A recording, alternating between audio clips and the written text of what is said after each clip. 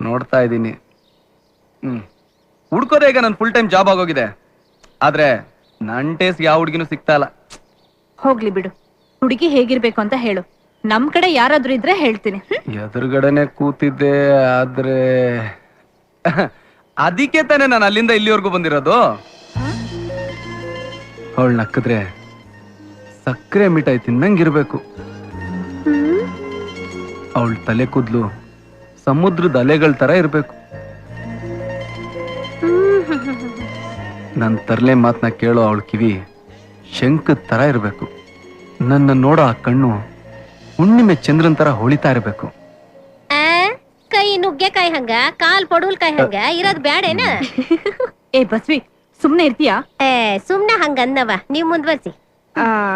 ಮತ್ತೆ ವರದಕ್ಷಿಣೆ ಏನಾದ್ರು? ಅಯ್ಯೋ, ಇವ್ರು ಕೇಳೋ ಎಲ್ಲಾ ಕ್ವಾಲಿಫಿಕೇಶನ್ಸ್ ಇರೋ ಹುಡುಗಿ ಸಿಗ್ಬೇಕು ಅಂದ್ರೆ ಇವರೇ ವಧು ದಕ್ಷಿಣೆ ಕೊಡ್ಬೇಕು.